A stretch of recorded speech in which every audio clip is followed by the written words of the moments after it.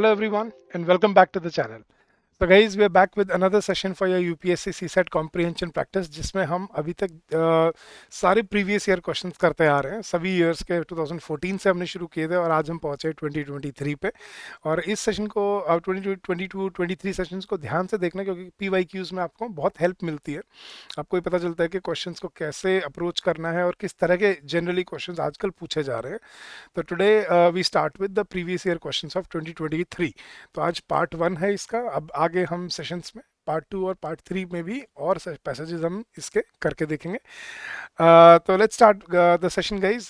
But आगे चलने से पहले वीडियो को लाइक करना ना भूलें। अगर आप यहाँ पे नए हैं तो हमारे चैनल को सब्सक्राइब करना ना भूलें। और अगर आपको इन सेशंस का PDF चाहिए तो you can join our Telegram channel, the link for which has been given in the description of the video. तो आज हम कॉम्प्रिहेंशन पैसेजेस 2023 के कुछ प्रैक्टिस करने वाले हैं। बट अगर आप एक बिगिनर हो, अगर आप शुरू कर रहे हो सीसैट की प्रैक्टिस या सीसैट की प्रिपरेशन, तो we have absolutely free comprehensive guide book for your preparation. Now this book is absolutely zero cost. You can download this e book from the description of the video. इसका link दिया हुआ है। Now this book contains everything from syllabus to strategy to sources for your CSAT part for all the subjects, and this will help you in your preparation for your CSAT journey. So go download this book and get benefited from it. Right. तो चलो शुरू करते हैं। सबसे पहले तो मैंने कल एक आपको कल वाले सेशन में एक होमवर्क पैसेज दिया था, तो आज पहले उसको डिस्कस करेंगे और फिर उसके बाद हम आगे और पैसेजेस 2023 के डिस्कस करते हैं।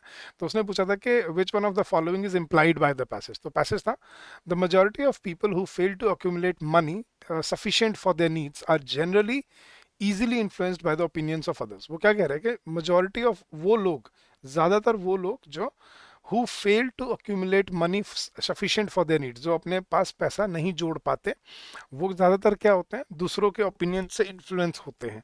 They permit the newspapers and the gossiping neighbours to do their thinking for them, कि वो दूसरों के सलाह पे अपने डिसीजन बेस करते हैं कि पड़ोसी क्या कह रहे हैं, आजकल न्यूज़पेपर में क्या चल रहा है, इस तरह से अपने डिसीजन वो बनाते हैं, खुद के डिसीजन नहीं ले पाते।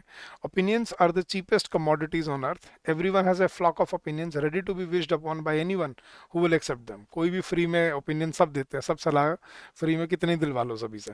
If you are influenced by opinions when you reach decisions you will not succeed in any undertaking. अगर आप ओपिनियन से इन्फ्लुएंस हो जाते हो, अगर आप दूसरों के सलाह या दूसरों के जो सुझाव है उनसे अपने डिसीजन बनाते, तो आप कोई भी चीज़ में सक्सेसफुल नहीं हो पाओगे। वही कह रहा है। तो बेसिकली उसने क्या कहा है, क्या इंप्लाई करना चाह रहा है, most of the people do not accumulate money for their needs. ज़्यादातर लोग अक्यूमुलेट नहीं करते, ये गलत है। उसने बोला ज़्यादातर लोग कौन से, जो अक्यूमुलेट नहीं कर पाते अपनी नीड्स के लिए पैसे, वो दूसरों से इन्फ्लुएंस होते हैं। बट इसका मतलब ये नहीं कि ज़्यादातर लोग पैसे इकट्ठा कर ही नहीं पाते, ये गलत है।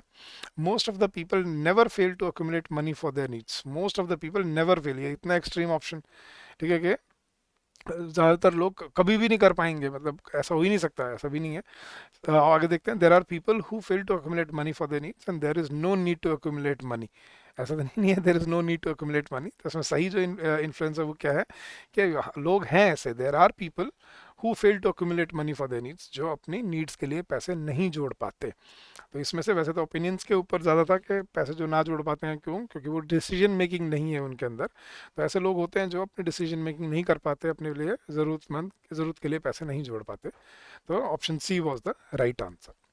चलो गाइस, अब 2023 के पैसेजेस पे चलते हैं और एक एक करके आज हम कुछ पैसेजेस देखेंगे और आज भी मैं आपको एक होमवर्क पैसेज दूंगा, ठीक है। तो शुरू करते हैं guys. Which of the following statements best reflects what is implied by the passage. तो हमें बताना है कि इन स्टेटमेंट में से कौन सी स्टेटमेंट पैसेज का सही मायना रिफ्लेक्ट करते। तो पैसेज पढ़ते हैं। More than half of Indian women and almost a quarter of Indian men of working age suffer from anaemia. वो क्या कह रहा है कि आधे से ज़्यादा Indian women, more than half of Indian women and almost a quarter, मतलब 25% of Indian men of working age, जो काम करने वाले जो लोग हैं वर्किंग एज में, दे सफर फ्रॉम अनीमिया। अनीमिया क्या होता है, कमजोरी, न्यूट्रिशन की कमी की वजह से जो कमजोरी होती है बॉडी में, उसको अनीमिया बोलते हैं। तो आधी औरतें और 25% आदमी सफ़र करते हैं अनीमिया से इंडिया में। According to studies they are anywhere from 5 to 15% less productive than they could be. 5 से 15% वो कम प्रोडक्टिव होते हैं, जो कमज़ोर लोग होते हैं, जितना वो हो सकता है as a result thereof, उसकी वजह से। India also has the largest tuberculosis burden. India पे सबसे बड़ा ट्यूबरकुलोसिस बर्डन भी है वर्ल्ड का, तो India also has the largest tuberculosis burden in the world, costing 170 million work days to the country annually, कि एक साल में 170 मिलियन वर्क डेज टीबी के लोग, टीबी से जो लोग पीड़ित हैं उनकी वजह से इंडिया को नुकसान होता है इतने आवर्स का हर साल। But what is just as important as lost productivity now is lost potential in the future. वो क्या करें, आज की जो हम इसी लॉस्ट प्रोडक्टिविटी की बात कर रहे हैं, ये आगे हमारा लॉस्ट पोटेंशियल है फ्यूचर में, जो हम फ्यूचर की सक्सेसफुल फ्यूचर के लिए जो हम कर सकते थे वो आज हम वेस्ट कर रहे हैं। It is becoming increasingly clear that on many measures of cognitive ability malnourished Indians malnourished Indian children perform 2 or 3 times worse than their adequately nourished peers। कि कॉग्निटिव मतलब ब्रेन की जो एबिलिटी है, मतलब सोचने समझने की जो क्षमता है, तो जो मालनरिश्ड बच्चे होते हैं वो अपने हेल्दी बच्चों से 2 से 3 गुना कमज़ोर होते हैं। For an economy that will be more dependent on highly skilled workers, और एक ऐसी इकोनॉमी जो इंडिया की बात कर रहे हैं जो हाईली स्किल्ड वर्कर्स पे डिपेंडेंट है, this possess a significant challenge. ये बहुत बड़ा एक चैलेंज है, and it is one that really should be addressed given India's demographic outlook. India का जो डेमोग्राफिक डिविडेंड है वो हाईएस्ट है इस टाइम वर्ल्ड पे, आपको ये सब पता है आई थिंक। तो इंडिया में जो वर्किंग पॉपुलेशन है वो हाईएस्ट है वर्ल्ड में, और इस टाइम पे it is more than I think 50-55%।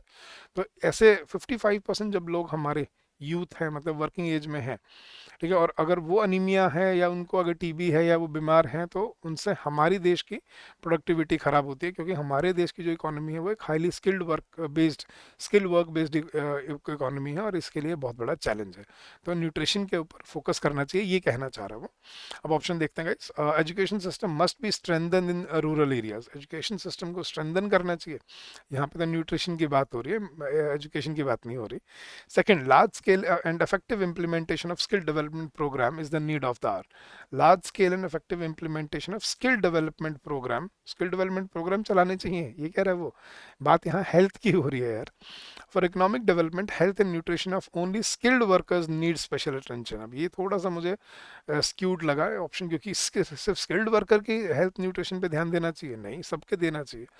और आगे, for rapid economic growth as envisioned by us, attention should be paid to health and nutrition of the people. Yes, broadly बच्चों को, लोगों को, औरतों को, सभी को न्यूट्रिशन की जरूरत है, ताकि we become a collectively productive country and collectively growing economy.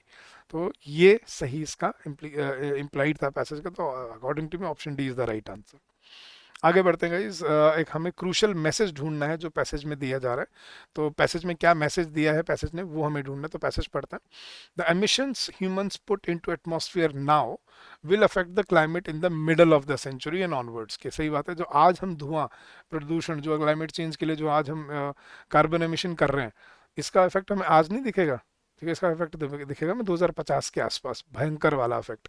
तो the emissions humans put into atmosphere now will affect the climate of in the middle of the century and onward. उसके बाद technological change meanwhile could make a future transition away from cheap fossil fuels or it might not. वो क्या करेगी, technological change हो सकता है आगे जाके कि वो चीप फॉसिल फ्यूल्स पे आ जाए, या हो सकता है कि ना भी आ पाए, living the world with a terrible choice between sharply reducing emissions at huge cost और suffering through the effects of unabated warming. तो उसने क्या बोला, देखो टेक्नोलॉजिकल चेंज हो भी सकता है, नहीं भी हो सकता है, कि हम चीप फॉसिल फ्यूल यूज़ करना शुरू कर दें, लेकिन उसकी गारंटी नहीं है कोई अभी। तो हो सकता है अब क्या सिचुएशन बनने वाली है, या तो आगे जाकर हमारे पास क्या चॉइस होगी कि भाई कम रिड्यूसिंग एमिशंस हम कम कर पाएंगे, लेकिन बहुत हाई कॉस्ट पे। अगर हमें रिन्यूएबल सोर्सेज ऑफ एनर्जी अगर इनको हमें लाना है तो इनकी कॉस्ट बहुत ज़्यादा है। या दूसरा क्या है कि अगर हम एमिशन कम नहीं कर पाए तो फिर हमें ग्लोबल वार्मिंग के और ये चेंजेस के हमें प्रभाव झेलने पड़ेंगे, ठीक है। ये उसने चॉइस दिया हमारे सामने, आगे ये होने वाला है। अब आगे उसने फिर क्या बोला, businesses that do not hedge against the threat of uncertain outcome fail. कि वो ऐसे बिजनेसेस जो फ्यूचर की थ्रेट के लिए प्रिपेयर नहीं होते वो फेल हो जाते हैं। The world cannot afford such recklessness on climate change. कि ऐसे क्लाइमेट चेंज पे रेकलेसनेस दुनिया अब अफोर्ड नहीं कर सकती। तो उसने क्या मैसेज दिया है, businesses that cause emissions may need to close down or pay for pollution in future. ये मैसेज दे रहा है वो बिजनेसेस के जो धुआं फैलाते हैं उनको या तो बंद होना पड़ेगा या आगे पैसे पे करने पड़ेंगे। आगे देखते हैं, मुझे ये ठीक नहीं लग रहा। The only solution is technological development related to the issues of climate change. के सिर्फ सोल्यूशन क्या है, टेक्नोलॉजिकल डेवलपमेंट करो, सिर्फ यही एक सोल्यूशन है, नहीं, वो कॉस्टली है, उसने बोला ही ये, तो ये भी एक्सट्रीम ऑप्शन है कि सिर्फ ओनली ये ऑलवेज वाले ऑप्शन एलिमिनेट करते हैं हमेशा हम guys. Waiting to deal with carbon emissions until technology improves is not a wise strategy. Yes, and एक बार डी भी देख लेते हैं। Since future technological change is uncertain, new industry should be based on renewable energy sources. ये industries की बात नहीं कर रहा, ये इन जनरल बोल रहा है कि भैया अगर आप कार्बन एमिशन से डील करने की टेक्नोलॉजी के लिए वेट करते बैठे रहोगे तो वो एक वाइज स्ट्रैटेजी नहीं है। आज हमें एमिशंस कम करने पड़ेंगे, आज हमें करने पड़ेंगे, ताकि जो आगे टेक्नोलॉजी आए वो हम आराम से अडॉप्ट कर पाएँ, और अगर नहीं भी आई तो भी हम जी पाए आराम से। तो वो कहना चाह रहे हो। तो I think option C is the right answer here. It was not about businesses, it was about making a choice today, right, to make logical choice to stop polluting the environment. नहीं तो आगे हमारे पास choice क्या होगी, या तो will have a choice between sharply reducing emissions at huge cost, या तो ये होगा, या फिर or suffering through the effects of unabated warming, या फिर हमें प्रभाव झेलने पड़ेंगे। तो उसके लिए हमें आज कुछ करना पड़ेगा। हम इंतजार में नहीं बैठ सकते कि टेक्नोलॉजी अच्छी आ जाएगी आगे उससे हो जाएगा, नहीं, आज हमें काम करना पड़ेगा। ठीक है, तो I think option she was the right answer. अगले पैसेज पे चलते हैं गाइस। एक मोस्ट रैशनल अजम्पशन बताना है। पैसेज को पढ़ के हम क्या अज्यूम कर सकते हैं कि अगला स्टेप क्या होना चाहिए या क्या किया जा सकता है, तो वो हमें ढूंढना है। तो पैसेज पढ़ते हैं। Environmental problems cause health problems. Environment की जो प्रॉब्लम्स है ना, वो हेल्थ प्रॉब्लम्स होती है उनसे। Environmental problems cause health problems. Substantial changes in lifestyle can reduce environmental और health problems, but this idea appears almost impossible to adopt. वो क्या करें, इन्वायरमेंटल प्रॉब्लम्स है उससे हेल्थ प्रॉब्लम होती है। वो क्या करें, substantial changes in lifestyle can reduce environmental और हेल्थ प्रॉब्लम्स, कि हम अगर लाइफस्टाइल चेंज करें तो हम अपनी हेल्थ या इन्वायरमेंटल जो प्रॉब्लम्स वो कम कर सकते हैं। बस the idea appears almost impossible to adopt, लेकिन लोग करना नहीं चाहेंगे इसको, अपने लाइफस्टाइल को चेंज करना नहीं चाहते लोग। With environmental problems, individual efforts can be perceived as having a negligible effect and therefore lead to inertia. लोगों को लगता है कि अगर मैं पोल्यूशन अगर कम करूँ तो मेरे अकेले से क्या होगा। इंडिविजुअल एफर्ट नेग्लिजिबल लगता है कि भाई मैंने ही थोड़ी दुनिया में गर्मी फैला रखी है, लेकिन ये इंडिविजुअल एफर्ट से मिलके ही ये सारी प्रॉब्लम खड़ी हो रही है। तो with environmental problems, individual efforts can be perceived as having a negligible effect and therefore lead to inertia, कि भाई लोग कुछ ना करें इन्वायरमेंट के लिए। और हेल्थ के लिए ऑन द अदर हैंड हम क्या करते हैं, individual choices can make the difference between life and death, कि हम अपनी लाइफस्टाइल को हमारी लाइफ और डेथ के सिचुएशन के बीच में उस पर हम आ सकते हैं, लिटरली हो सकता है। And yet barring a few there seems to be same collective lethargy towards making their choices. लेकिन ये सोच के भी, ये जानते हुए भी कि भाई हेल्थ प्रॉब्लम से ज़िंदगी जान जाएगी और इंडिविजुअल एफर्ट्स से क्या होगा इन्वायरमेंट में, वो सोच के हम वो भी नहीं करते। लेकिन yet barring a few there seems to be same collective lethargy, भाई लोग आज भी ऐसे ही हैं कि भाई हम इंतज़ार कर लेंगे, मतलब हम चेंज नहीं करेंगे अपना लाइफस्टाइल। मतलब they really are not you know happy to change their lifestyle to to deal with the environmental problems or health problems. तो क्या assumption है, we are likely to spend more money on cure than prevention, कि हम cure पे ज़्यादा पैसे लगा देंगे, प्रिवेंशन पे पैसे लगाना नहीं चाह रहे हम। ओके, ये सही बात है। It is the job of the government to solve our environmental and public health problems. Government का काम है ये, हमारी हेल्थ प्रॉब्लम नहीं गई, इससे तो कहीं कोई लॉजिक ही नहीं बनता इस बात का। तो health can be protected even if environmental problems go unattended. ऐसा नहीं है कि वो उसने बोला है कि environmental problems cause health problems, तो उसी से होगा तो फिर उसको हम कैसे छोड़ सकते हैं। And loss of traditional lifestyle and the influence of western values led to some unhealthy ways of living, कि ट्रेडिशनल लाइफ स्टाइल खो देने से और वेस्टर्न इन्फ्लुएंस की वजह से अनहेल्दी वेज ऑफ लिविंग हमारे यहाँ पे आ गई हैं।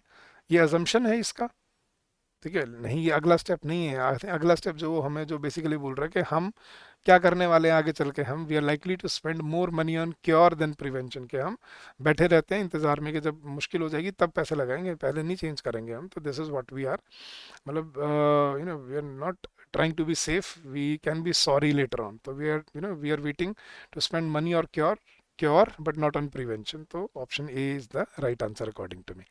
तो गाइज आई होप आपको ये तरीका समझ आया होगा कैसे हम इनको सॉल्व करते हैं। ठीक है, तो ये आज का आपका होमवर्क पैसेज है, इसको हम नेक्स्ट सेशन में डिस्कस करेंगे, मैं आपके साथ इसका आंसर बताऊंगा। बट आपको क्या करना है, आपको इसका आंसर मुझे इस वीडियो के कमेंट सेक्शन में देना, बताना है कि इसका आपके अकॉर्डिंग इसका आंसर क्या होना चाहिए, ताकि आपको भी पता चले आप सही पर्सपेक्टिव से सही पढ़ रहे हो या नहीं पढ़ रहे हो। तो मैं आपके लिए passage I read it out for you, एक बार पढ़ देता हूँ और आपको मुझे आंसर बताना है वीडियो के कमेंट सेक्शन में। तो एक लॉजिकल इन्फ्रेंस ढूंढना था हमें पैसेज में से, क्या इन्फ्रेंस है पैसेज का। मैं पैसेज पढ़ता हूँ। Good corporate governance structures encourage companies to provide accountability and control. Good corporate governance structures जो होते हैं दे encourage companies to provide accountability and control. A fundamental reason why corporate governance has moved onto the economic and political agenda worldwide has been the rapid growth in international capital markets. Effective corporate governance enhances access to external financing by firms, leading to greater investment, higher growth, and employment. Investors look to place their funds where the standards of disclosure, of timely and accurate financials reporting, and of equal treatment to all stakeholders are met. तो वो क्या कह रहे हैं कि corporate governance से help मिलती है अच्छा बिजनेस स्ट्रक्चर खड़ा करने में कंट्री में. ब्रॉडली उसने बोला. अब ऑप्शन क्या है? It is an important agenda of the countries around the world to ensure access to good external financing. Good corporate governance improves the credibility of the firms. International capital markets ensure that the firms maintain good corporate governance. या good corporate governance paves the way for robust supply chains. Right. तो आपको मुझे answer बताना है आपके according इसमें से क्या सही इन्फ्रेंस है पैसेज में से. ठीक है. And I will discuss that in the next session. और अगर गाइज आप सीसेट की तैयारी अभी भी सोच रहे हो कि कहाँ से करें कैसे करें, तो we have a comprehensive course जो सिर्फ सी सैट के लिए है, जिसमें आपको क्वांट्स, इंग्लिश, रीजनिंग सारे टॉपिक्स आपको डे वन पे रिकॉर्डेड वीडियोस में आपको मिल जाएंगे on day one when you join the course, along with practice questions and downloadable PDF. फिर सेक्शनल टेस्ट मिलेंगे आपको, फुल लेंथ टेस्ट मिलेंगे आपको प्रैक्टिस के लिए, वीकली लाइव डाउट सेशन मिलते हैं और लाइव रिविजन क्लासेस मिलती हैं. And you can be ready for CSAT within 100 आवर्स. तो आप 100 घंटे में तैयार हो सकते हो, completely ready for CSAT part. तो you can join us in this course. The link for this course has been given in the description of the video. तो आप जा सकते हैं वीडियो के डिस्क्रिप्शन में और अपने हमारे लिंक को चेकआउट करके, और एक बहुत स्पेशल डिस्काउंट भी चल रहा है, तो you can get benefited from it. तो guys I thank you for your precious time, for your receptiveness. आप देखते हैं videos. Thank you so much for joining us and don't forget to like the video, don't forget to share and subscribe. तो that is something we can do to support the channel. अगर आपका फिर भी कोई doubt रह जाता है guys, तो you can always call us on this number, that is 8146207241. या आप हमें एक ईमेल भी ड्रॉप कर सकते हैं एट this address hello@edutap.co.in. तो आप इस पे ये एड्रेस पे ये ईमेल भी कर सकते हैं अगर आपकी कोई डाउट या कोई क्वेरी है तो. Thank you so much once again guys. I will see you again next week. Till then keep on working hard, keep on giving your best. The time is approaching, the exam is just around the corner. तो start giving your best, don't waste your time, and I am sure you will do very well in the long run. तो I wish you all the success in your endeavors ahead, and happy learning to all of you.